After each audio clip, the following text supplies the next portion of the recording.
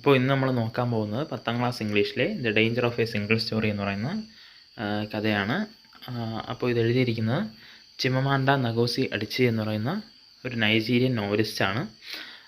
അപ്പോൾ ഇത് അവരുടെ ഒരു സ്പീച്ചാണ്, അവരുടെ ഒരു കഥയല്ല, ഒരു സ്പീച്ചാണ്, ഒരു പ്രസംഗമാണ്. അപ്പോൾ നമുക്കതിലേക്ക് കിടക്കാം. I am a story teller and I would like to tell you a few personal stories about what I like to call the danger of a single story. I grew up on a university campus in eastern Nigeria. My mother says that I started reading at the age of 2, although I think it probably happened when I was 4. So I was an early reader, and what I read were British and American children's book. അപ്പോൾ ഇവർ പറയുകയാണ്, ഞാനൊരു story ടെല്ലറാണ്, ഞാനിവിടെ എൻ്റെ കുറച്ച് personal stories പറയാനാണ് വന്നിരിക്കുന്നത്, അല്ലെങ്കിൽ എൻ്റെ കുറച്ച് പേഴ്സണലായ എക്സ്പീരിയൻസ് പറയാനാണ് ഞാൻ വന്നിരിക്കുന്നത്. അങ്ങനെയുള്ള കഥകളെ ഞാൻ the danger of a single story, അല്ലെങ്കിൽ ഇതാണ് ടൈറ്റിൽ, നമ്മുടെ സ്പീച്ചിൻ്റെ ടൈറ്റിൽ ഇതാണ്, the danger of a single story എന്നാണ് ഞാൻ അങ്ങനെയുള്ള കഥകളെ വിശേഷിപ്പിക്കുന്നത്. അപ്പോൾ ഞാൻ വളർന്നത് ഈസ്റ്റേൺ നൈജീരിയയിലെ ഒരു യൂണിവേഴ്സിറ്റി ക്യാമ്പസിലാണ്. എൻ്റെ അമ്മ പറഞ്ഞത് ഞാൻ ഏകദേശം ഒരു 2 വയസ്സായപ്പോൾ തന്നെ വായിക്കാൻ തുടങ്ങി എന്നാണ്. പക്ഷേ എനിക്ക് തോന്നുന്നത് ഒരു 4 വയസ്സൊക്കെ ആയപ്പോഴാണ് ഞാൻ യഥാർത്ഥത്തിൽ വായിക്കാൻ തുടങ്ങിയത്. ഞാൻ വായിച്ചിരുന്ന ബുക്കുകളെന്ന് പറയുന്നത് ബ്രിട്ടീഷ് അല്ലെങ്കിൽ അമേരിക്കൻ റൈറ്റേഴ്സിൻ്റെ ചിൽഡ്രൻസ് ബുക്കുകളാണ്, അല്ലെങ്കിൽ ബ്രിട്ടീഷ് അമേരിക്കൻ കുട്ടികൾക്കുള്ള ബുക്കുകളാണ് ഞാൻ വായിച്ചിരുന്നത്. I was also an early writer, and when I began to write at about the age of 7, stories in pencil with crayon illustration that my poor mother was obligated to read, I wrote exactly the kind of stories I was reading. All my characters were white and blue-eyed.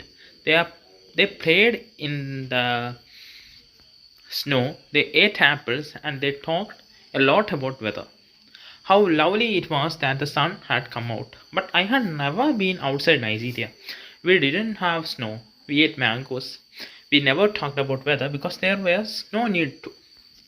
അപ്പോൾ അടിച്ച് പറയുന്നതെന്ന് വെച്ചാൽ അവർ ഒരു ഏകദേശം 7 വയസ്സായപ്പോഴാണ് അവർ right ചെയ്യാൻ അല്ലെങ്കിൽ എഴുതാൻ ആരംഭിച്ചത്. അപ്പോൾ അവർ എഴുതിയിരുന്നതെന്ന് വെച്ചാൽ അവർ വായിച്ചിരുന്ന ബ്രിട്ടീഷ് അമേരിക്കൻ ബുക്സാണ് വായിച്ചിരുന്നത് നമ്മൾ പറഞ്ഞില്ലേ, അതേപോലുള്ള കഥകൾ അല്ലെങ്കിൽ അതേപോലുള്ള ക്യാരക്ടേഴ്സിനെ വെച്ചുള്ള സ്റ്റോറീസാണ് ഇവർ റൈറ്റ് ചെയ്തിരുന്നത്. അപ്പോൾ ഇവരുടെ ക്യാരക്ടേഴ്സ് എല്ലാം വൈറ്റ് പീപ്പിൾ ആയിരുന്നു, ബ്ലൂ ഐഡ് ആയിരുന്നു, അല്ലെങ്കിൽ ഒരു യൂറോപ്യൻ ടച്ചുള്ള അല്ലെങ്കിൽ അമേരിക്കൻ ടച്ചുള്ള ക്യാരക്ടേഴ്സായിരുന്നു ഇവരുടെ റൈറ്റിങ്സിൽ വന്നിരുന്നത്. അപ്പോൾ അവരുടെ ക്യാരക്ടേഴ്സ് സ്നോയിൽ കളിക്കും, ആപ്പിൾസ് തിന്നും, അല്ലെങ്കിൽ വെതർ അല്ലെങ്കിൽ കാലാവസ്ഥയെക്കുറിച്ച് ഒരുപാട് സംസാരിക്കുന്ന ആൾക്കാരായിരുന്നു ഈ അടിച്ചയുടെ അല്ലെങ്കിൽ അവർ വായിച്ചിരുന്ന ബുക്കിലെ ക്യാരക്ടേഴ്സ്. പക്ഷേ ഇവർ അല്ലെങ്കിൽ അടിച്ച് ഒരിക്കലും നൈജീരിയക്ക് പുറത്ത് പോയിട്ടില്ല. അവർക്ക് ഈ സ്നോയിൽ അല്ലെങ്കിൽ സ്നോ അവർക്കില്ല, എക്സ്പീരിയൻസ് ചെയ്യാൻ സ്നോ എന്ന് പറയുന്ന സംഭവം അവർക്കില്ല. അവർ കഴിച്ചിരുന്ന മാംഗോസ് ആണ്. അതുപോലെ തന്നെ വെതറിനെ കുറിച്ച്, കാലാവസ്ഥയെക്കുറിച്ച് അവർക്ക് പറയേണ്ട ആവശ്യം പോലും ഇല്ലായിരുന്നു. What this shows I think is how impressionable and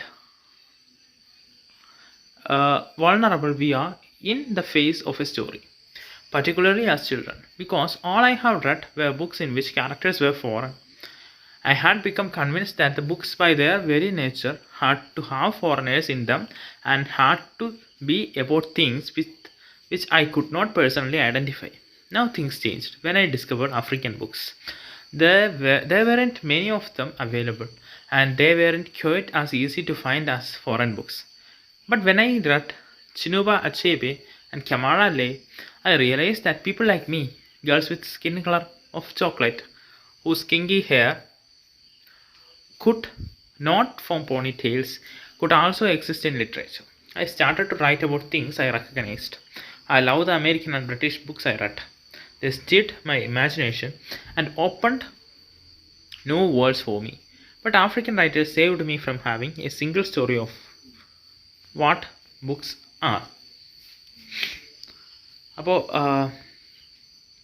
അടിച്ച് ഇതിൽ പറയുന്നതെന്ന് വെച്ചാൽ, അപ്പോൾ ഇവർക്ക് ആദ്യത്തെ സിംഗിൾ സ്റ്റോറി അല്ലെങ്കിൽ ആദ്യത്തെ ഡേഞ്ചർ ഓഫ് എ സിംഗിൾ സ്റ്റോറിയാണ് പറയുന്നത്. ഇവർ വിചാരിച്ചിരുന്നതെന്ന് വെച്ചാൽ ഒരു റൈറ്റിങ്സ് ആകുമ്പോൾ അതിനകത്ത് ഫോറിനേഴ്സ് വേണം, അല്ലെങ്കിൽ ഫോറിനേഴ്സ് ഉള്ള ക്യാരക്ടേഴ്സ് ആയിട്ടുള്ളതിനെ മാത്രമേ നമ്മൾ റൈറ്റിങ്സ് എന്ന് പറയാറുള്ളൂ. അതുപോലെ തന്നെ അതിനകത്ത് ക്യാരക്ടർ അല്ലെങ്കിൽ അതിനകത്ത് ഇവൻറ്റ്സ് എന്ന് പറയുന്നത്, ഇപ്പോൾ സ്നോ അല്ലെങ്കിൽ ആപ്പിൾസ് ഈറ്റ് ചെയ്യുന്നു, ഇതൊക്കെയെന്ന് വെച്ചാൽ ഈ റൈറ്റർക്ക് അല്ലെങ്കിൽ അടിച്ചിക്ക് പേഴ്സണലി എക്സ്പീരിയൻസ് ചെയ്യാൻ പറ്റാത്ത കാര്യങ്ങളാണ്. അപ്പോൾ അവർ വിചാരിക്കുന്നത് വെച്ചാൽ ഇങ്ങനെ ഫോറിനേഴ്സ് ഉണ്ടെങ്കിലേ ആ ഒരു വർക്ക് ആവുള്ള ഒരു റൈറ്റിംഗ് ആയിട്ട് കണക്കാക്കൂ എന്നുള്ളൊക്കെ ചിന്തയാണ് ഇവരുടെ മനസ്സിലേക്ക് കടന്നുകൂടിയത്. അതുകൊണ്ടാണ് ഇവർ അതുപോലുള്ള റൈറ്റിങ്സ് എഴുതാൻ ആരംഭിച്ചത്. പക്ഷേ ഇവരിങ്ങനെ ആഫ്രിക്കൻ റൈറ്റേഴ്സിൻ്റെ ബുക്സ് വായിക്കാൻ തുടങ്ങിയതോടുകൂടി ഈ ചിന്ത അവർക്ക് മാറിക്കിട്ടി. അപ്പോൾ ഇവർ ആദ്യം പറയുന്നതെന്ന് വെച്ചാൽ ഇൻഫ്ലുവൻസ് ചെയ്ത് മെയിൻലി 2 റൈറ്റേഴ്സിനെയാണ് പറയുന്നത്, ചിനൂബ അച്ചേബെ, കമാറ ലേ. അപ്പോൾ ഇവർക്കുള്ള ബുക്സൊക്കെ വായിച്ചു തുടങ്ങിയപ്പോൾ ഇങ്ങനെ ചോക്ലേറ്റിൻ്റെ നിറങ്ങളുള്ള അല്ലെങ്കിൽ കിങ്കി ഹെയർ, ചുരുണ്ട മുടിയുള്ള, പോണിറ്റെയിൽ കെട്ടാൻ പറ്റാത്ത ചുരുണ്ട മുടിയുള്ള ആൾക്കാർക്കും, അതായത് ആഫ്രിക്കൻസിന് ലിറ്ററേച്ചറിൽ എക്സിസ്റ്റ് ചെയ്യാൻ പറ്റുമെന്ന് അടിച്ചിക്ക് മനസ്സിലായി. അപ്പോൾ ഇവർ ഇപ്പം ആഫ്രിക്കൻ റൈറ്റേഴ്സിൻ്റെ ബുക്കൊക്കെ വായിച്ചിട്ടുണ്ടെങ്കിലും ഇവർ യൂറോപ്യൻ അല്ലെങ്കിൽ അമേരിക്കൻ ബുക്സിനെ ഒന്നും വെറുത്തിരുന്നില്ല, അല്ലെങ്കിൽ ഇങ്ങനെ ഉള്ള ബുക്കുകൾ വീണ്ടും അവർ വായിക്കാൻ ശ്രമിച്ചു. കാരണം ഈ ഇങ്ങനെ യൂറോപ്യൻ അല്ലെങ്കിൽ അമേരിക്കൻ ബുക്സ് ഇവരുടെ ഇമാജിനേഷനെ ഉണർത്താൻ ഈ യൂറോപ്യൻ, അമേരിക്കൻ അല്ലെങ്കിൽ ബ്രിട്ടീഷ് ബുക്സൊക്കെ സഹായിച്ചിരുന്നു. പക്ഷേ ഈ ആഫ്രിക്കൻ റൈറ്റേഴ്സിൻ്റെ കണ്ടതോടുകൂടി ഈ സിംഗിൾ സ്റ്റോറി അല്ലെങ്കിൽ ബുക്സിനെ കുറിച്ചുള്ള സിംഗിൾ സ്റ്റോറി ഇവർക്ക് മാറിക്കിട്ടി. I come from a conventional middle-class Nigerian family. My father was a professor, my mother was an administrator, and so we had, as was the norm, live in domestic help. Now would often come from nearby rural villages. So the year I turned 8, we got a new houseboy. His name was Fide.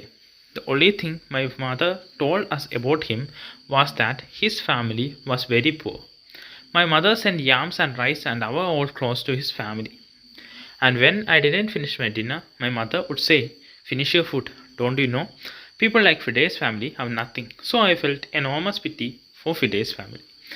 അപ്പോൾ ഈ അടിച്ചു വരുന്നത് ഒരു conventional അല്ലെങ്കിൽ യാഥാസ്ഥികമായ ഒരു middle class Nigerian ഫാമിലിയിൽ നിന്നാണ്. അടിച്ചയുടെ അച്ഛൻ ഒരു പ്രൊഫസറായിരുന്നു, അമ്മ ഒരു അഡ്മിനിസ്ട്രേറ്റർ ആയിരുന്നു.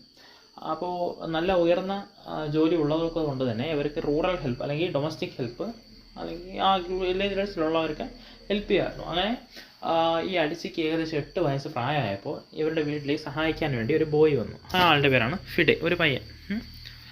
അപ്പോൾ ഈ ഫിഡയെക്കുറിച്ച് അടിച്ചിയുടെ അമ്മ അടിച്ചിടത്ത് പറഞ്ഞ കാര്യം എന്ന് വെച്ചാൽ ഒരു കാര്യം പറഞ്ഞിട്ടുള്ളൂ, ഫിഡയുടെ ഫാമിലി എന്ന് പറയുന്നത് ഭയങ്കര പുവറാണ്.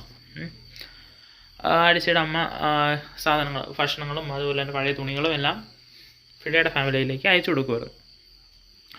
എപ്പോഴെങ്കിലും അടിച്ച് ഇങ്ങനെ ഡിന്നർ കഴിക്കാതെ പകുതി വെച്ചിരിക്കുമ്പോഴും പറയുമായിരുന്നു, നിനക്കറിയില്ലേ ഫിഡയെ പോലുള്ള ഒരുപാട് കുടുംബങ്ങൾ, ഫിഡയുടെ ഇതുപോലുള്ള ഒരുപാട് കുടുംബങ്ങൾ ആഹാരം കിട്ടാതെ അല്ലെങ്കിൽ ഒന്നുമില്ലാതെ ഇരിക്കുകയാണ്. അപ്പോൾ അടിച്ചയ്ക്ക് ഫിഡയോട് തോന്നിയത് ഏകദേശം ഒരു നല്ല പിറ്റി അല്ലെങ്കിൽ ഒരു ദയ അല്ലെങ്കിൽ അങ്ങനെയുള്ള സംഭവം, അങ്ങനെയുള്ള ഇമോഷനാണ് തോന്നിയത്. Then one Saturday, we went to his village to visit his mother. Showed us a beautiful pattern basket of dyed raffia that his brother had made. I was startled.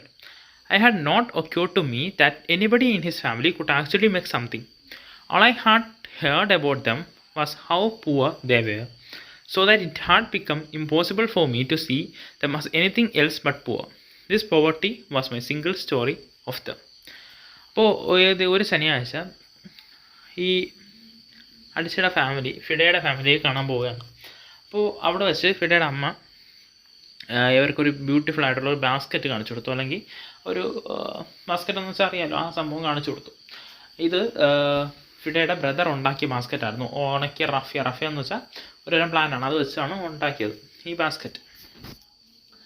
അപ്പോൾ ഇത് കണ്ടപ്പോൾ അടിച്ച് ഭയങ്കര സർപ്രൈസ്ഡായി. കാരണം അടിച്ച് വിചാരിക്കുന്നത് വെച്ചാൽ ഫിഡയുടെ ഫാമിലി ഭയങ്കര പൂറാണ്, അവരെ കൊണ്ടൊന്നും പറ്റൂല എന്നുള്ള ചിന്തയാണ് അടിച്ചിക്ക്. പക്ഷേ ഇവരിങ്ങനെ ഒരു സംഭവം ക്രിയേറ്റ് ചെയ്തെടുത്തപ്പോൾ, അല്ലെങ്കിൽ അത് നല്ല മനോഹരമായ ഒരു സംഭവം ക്രിയേറ്റ് ചെയ്തെടുത്തപ്പോൾ ഇവരുടെ പൂറായ ആൾക്ക് ഇങ്ങനെ ചെയ്യാൻ പറ്റുമോ എന്നുള്ള ചിന്ത അടിച്ചിൽ നിന്ന് മാറി. അല്ലെങ്കിൽ ആ സിംഗിൾ സ്റ്റോറി, അവരുടെ പോവർട്ടി അല്ലെങ്കിൽ ഒന്നും ചെയ്യാൻ പറ്റില്ല, ദാരിദ്ര്യം, അങ്ങനെയുള്ള ചിന്തകൾ അടിച്ചിയുടെ ഉള്ളിൽ നിന്ന് മാറി. Years later, I thought about this when I left Nigeria to go to the university in United States. I was 19. My American roommate was shocked by me. She asked where I had learned to speak English so well, and was confused when I said that Nigeria happened to have English as its official language. She asked if she could listen to what she called my tribal music, and was consequently very disappointed when I produced my tape of Mariah Carey. അപ്പോൾ വർഷങ്ങൾക്ക് ശേഷം ഈ ഒരു experience അല്ലെങ്കിൽ ഇങ്ങനെ ഒരു experience ആർക്ക് അടിച്ചിക്കും ഉണ്ടായി. ഇപ്പോൾ അടിച്ചി യുണൈറ്റഡ് സ്റ്റേറ്റ്സിലെ ഒരു യൂണിവേഴ്സിറ്റിയിൽ പഠിക്കാൻ പോയിരിക്കണം. ഏകദേശം 19 വയസ്സ് പ്രായമുണ്ട്. അപ്പോൾ അവരുടെ അമേരിക്കൻ റൂംമേറ്റ് ഈ അടിച്ചിയെ കണ്ടപ്പോൾ ആകെ ഷോക്കഡായി പോയി. കാരണം അടിച്ചി വളരെ മനോഹരമായിട്ട് ഇംഗ്ലീഷ് സംസാരിക്കുന്നു, അല്ലെങ്കിൽ വളരെ ഫ്ലുവൻ്റ് ആയിട്ട് ഇംഗ്ലീഷ് സംസാരിക്കുന്നുണ്ട്. അപ്പോൾ എവിടെ നിന്നാണ് ഇത്രയും ഫ്ലുവൻ്റ് ആയിട്ട് ഇംഗ്ലീഷ് സംസാരിക്കാൻ പറ്റുന്നതെന്ന് ചോദിച്ചപ്പോൾ അടിച്ച് പറഞ്ഞ ഉത്തരം എന്താണെന്ന് വെച്ചാൽ നൈജീരിയയുടെ ഒഫീഷ്യൽ ലാംഗ്വേജ് തന്നെ ഇംഗ്ലീഷ് ആണെന്നാണ് പറഞ്ഞത്. അപ്പോൾ അങ്ങനെ ഒരു ആഫ്രിക്കൻ കൺട്രിയിൽ ഇങ്ങനെ ഇത്രയും ഇംഗ്ലീഷ് പോലുള്ള ലാംഗ്വേജ് ഒഫീഷ്യൽ ലാംഗ്വേജ് വരുമെന്നുള്ള സംശയം, അല്ലെങ്കിൽ ഇങ്ങനെ ആഫ്രിക്കയെക്കുറിച്ച് ആൾക്കാരെല്ലാം അമേരിക്കൻ റൂംമേറ്റ് വളരെ താഴ്ത്തി കെട്ടിയായിരുന്നു ചിന്തിച്ച് വെച്ചിരുന്നത്. വേറൊരു കാര്യം എന്ന് വെച്ചാൽ ഈ അമേരിക്കൻ റൂംമേറ്റ് ഈ അടിച്ചിയുടെ അടുത്ത് ഒരു ട്രൈബൽ മ്യൂസിക് ചോദിച്ചിട്ടുണ്ടായിരുന്നു. അല്ലെങ്കിൽ ട്രൈബൽ മ്യൂസിക്കിൻ്റെ ഒരു കേൾക്കാൻ വേണ്ടി ചോദിച്ചിട്ടുണ്ടായിരുന്നു. അപ്പോൾ അടിച്ച് കൊടുത്തതെന്ന് വെച്ചാൽ മരിയ ക്യാരയുടെ ഒരു ടേപ്പാണ്. അപ്പോൾ ഇത് അല്ലെങ്കിൽ ഇങ്ങനെയുള്ള മ്യൂസിക്കാണ് അവിടെ ഉള്ളതെന്ന് പറഞ്ഞപ്പോൾ ഈ റൂംമേറ്റ് വീണ്ടും കുറച്ച് ഡിസപ്പോയിൻറ്റഡ് ആയി.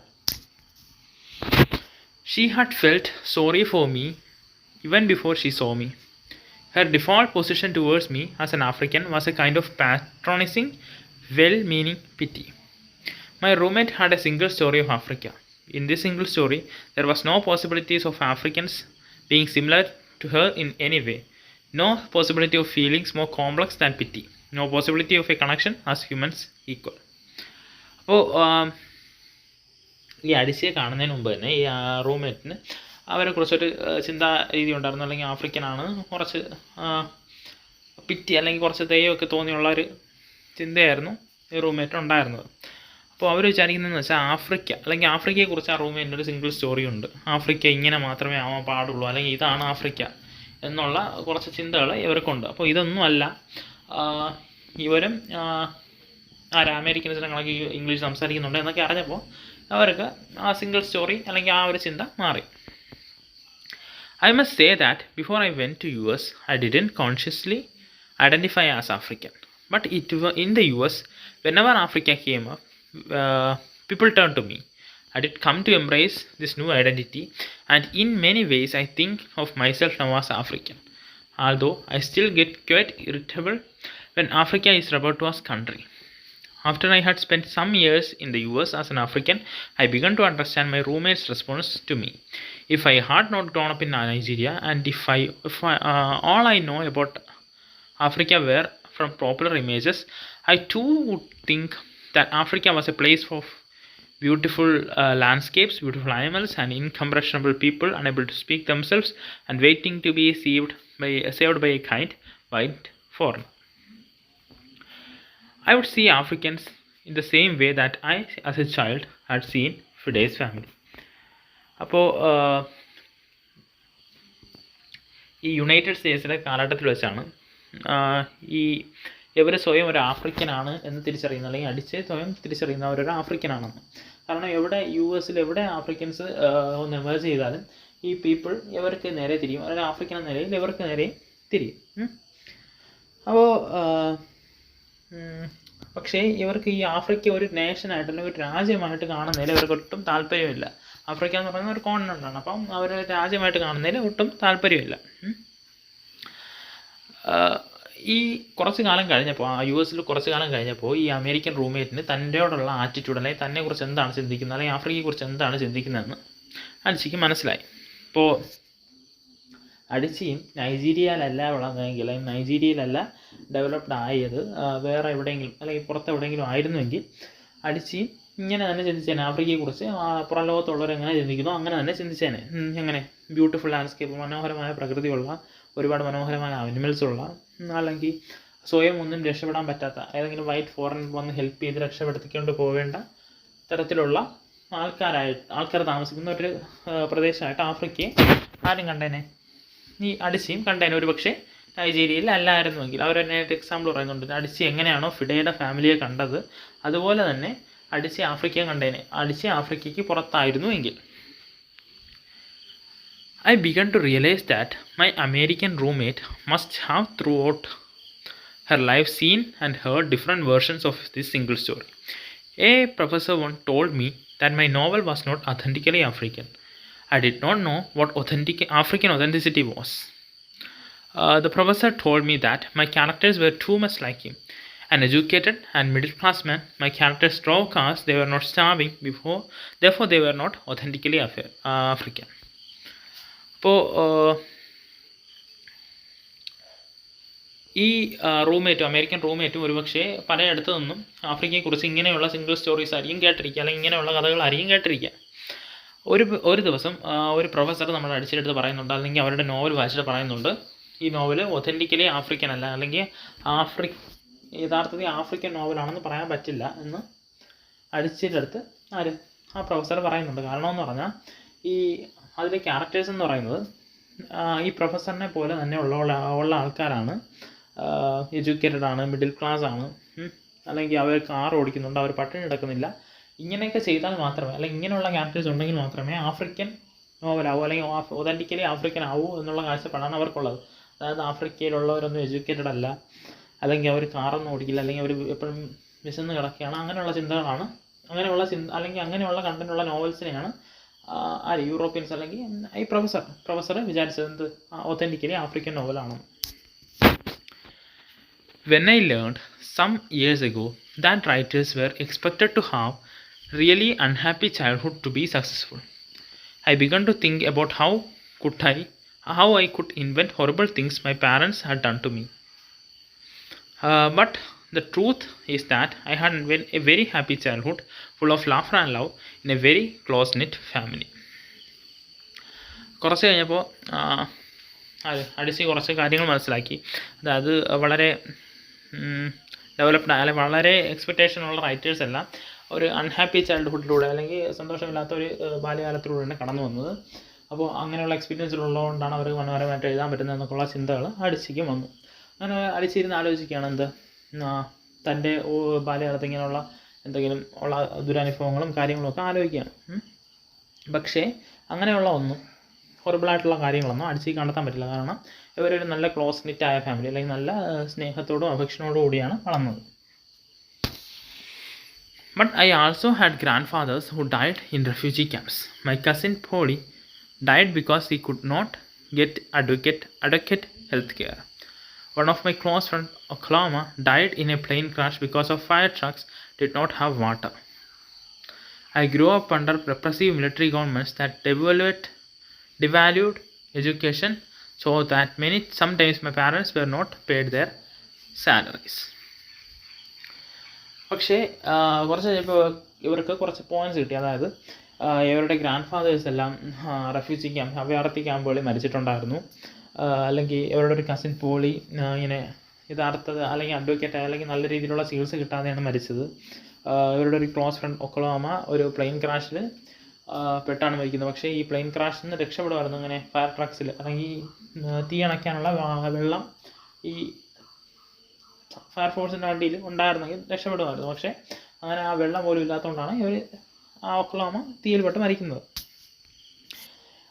ഇവർ അല്ലെങ്കിൽ അടിച്ച് വളർന്നത് ഒരു മിലിറ്ററി ഗവൺമെൻറ് കീഴിലാണ്, അല്ലെങ്കിൽ അടിച്ചമർത്തുന്ന മിലിറ്ററി ഗവൺമെൻറ് കീഴിലായിരുന്നു. ഇവരുടെ പാരൻസിനൊന്നും സമയത്തൊന്നും സാലറി കിട്ടില്ലായിരുന്നു. അവരുടെ ഗവൺമെൻറ് എഡ്യൂക്കേഷനൊക്കെ ഡീവാല്യൂ ചെയ്ത് കണ്ടത്, അല്ലെങ്കിൽ ഒരു വിലയും എഡ്യൂക്കേഷന് കൊടുത്തിട്ടില്ലായിരുന്നു.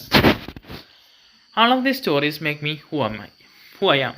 But to insist on only these negative stories is to flatten my experience and to overlook the many other stories that formed me. The single story creates stereotypes, and the problem with stereotypes is not that they are untrue, but that they are incomplete.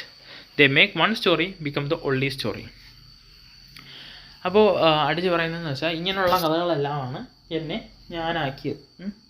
അപ്പോൾ ഈ single സ്റ്റോറിയുടെ പ്രശ്നം എന്ന് വെച്ചാൽ അതൊരു stereo ടൈപ്പോ അല്ലെങ്കിൽ one of A kind ആവും. കാരണം ഒരു എക്സ്പീരിയൻസ് കണ്ടാൽ ബാക്കിയെല്ലാം, അല്ലെങ്കിൽ ഒരു സംഭവം കണ്ടാൽ ബാക്കി എല്ലാ സംഭവങ്ങളും അതുപോലെയാണെന്നുള്ള തോന്നലുകളുണ്ടാവും. അപ്പോൾ എക്സാമ്പിൾ പറയുകയാണെന്ന് വെച്ചാൽ ആഫ്രിക്കനെ കുറിച്ച്, അല്ലെങ്കിൽ ആഫ്രിക്കയിലെ ഒരു പ്രദേശത്ത് ഇങ്ങനെ ഒരു പ്രോബ്ലം കണ്ടു എന്ന് അമേരിക്കൻ റൂംമേറ്റ് അറിഞ്ഞപ്പോൾ ആഫ്രിക്ക മൊത്തം അങ്ങനെയുള്ള പ്രോബ്ലംസ് ആണെന്നുള്ള ചിന്തയാണ് ഉണ്ടായത്. അങ്ങനെ സ്റ്റീരിയോ ടൈപ്സ് അല്ലെങ്കിൽ അങ്ങനെയുള്ള ചിന്തകളുണ്ടാവും. ഒരു സ്റ്റോറി ഒള്ളി സ്റ്റോറി ആയിട്ട് മാറും. ഇത് പറഞ്ഞാണ് ഈ സ്പീച്ച് ഇവിടെ നിർത്തുന്നത്. ഇതാണ് നമ്മുടെ ചാപ്റ്റർ.